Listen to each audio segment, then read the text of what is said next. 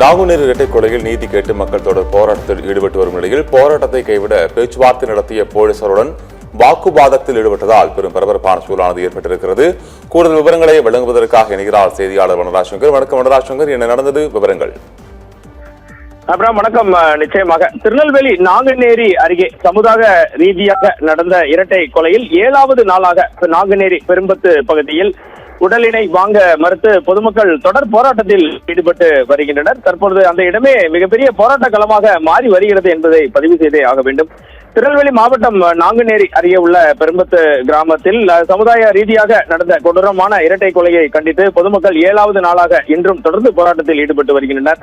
கடந்த திங்கட்கிழமை பெரும்பத்து கிராமத்திற்குள் புகுந்த ஒரு கும்பல் அங்கு டீ கடையில் தேநீர் கடையில் டீ அருந்தி கொண்டிருந்த பல்வேறு தரப்பினரை குறிவைத்து சரமாரியாக அரிவாளால் வெட்டினர். நடந்த இந்த இரட்டை கொலையில் சம்பந்தமான இரட்டை கொலையில் சம்பந்தமே இல்லாத ஒடிசாவை சேர்ந்த வட இந்திய தொழிலாளி ஸ்ரீநாத் கட்டா மற்றும் பட்டியல் சமூகத்தைச் சேர்ந்த ஜான் மார்க் ஆகிய 2 பேர் பரிதாபமாக பலியாகினர். தமிழகம் முழுவதும் மிகுந்த பரபரப்பை ஏற்படுத்திய இந்த நிகழ்வில் மேலும் பலத்த காயமடைந்த நெல்சன் என்பவருக்கு திருநெல்வேலி அரசு மருத்துவக் கல்லூரி மருத்துவமனையில் டாக்டர்கள் வெண்டிலேட்டர் உதவியுடன் தற்போது தீவிர சிகிச்சை அளித்து வருகின்றனர். இந்த வன்முறை சம்பவம் தொடர்பாக மஞ்சக்குளத்தை சேர்ந்த மகாராஜன் உட்பட 9 பேரை போலீசார் இதுவரை கைது செய்து சிறையில் அடைத்துள்ளனர். இதனை கண்டித்து, இந்த இரட்டை கொலையை கண்டித்து நடக்கும் போராட்டத்தில் பங்கேற்பதற்காக 2 நாட்களுக்கு முன்பே பல்வேறு அமைப்புகள் சமூக வலைதளங்களில் தகவல் பரப்பி ஆட்களை திரட்டி இன்று போராட்டம் நடத்துவதாக அறிவித்திருந்தனர். இதனை முன்கூட்டியே அறிந்த திருநெல்வேலி மாவட்ட காவல்துறையினர் மிக தீவிரமான பாதுகாப்பு முன்னெச்சரிக்கையை எடுத்திருந்தனர். இதன் ஒரு பகுதியாக நாங்குநேரி டோல்கேட்டில் பார்த்தீர்கள் என்றால் போலீஸ் டிஎஸ்பி ரகுபதி ராஜா தலைமையிலான போலீசார் போராட்டத்திற்கு சென்றவர்களை தடுத்து நிறுத்தினர். அவர்களிடம் போலீசார் பேச்சுவார்த்தை நடத்திய பின்னர் அவர்களை போராட்டத்திற்கு செல்ல அனுமதித்தனர். இதனைத் தொடர்ந்து அந்த பெரும்பத்து கிராமத்தில் பல்வேறு பெண்கள் திரண்டு சுமார் 200 பேருக்கு மேல் பெண்கள் திரண்டு போராட்டத்தில் ஈடுபட்டு வருவதை நம்மால் பார்க்க முடிகிறது.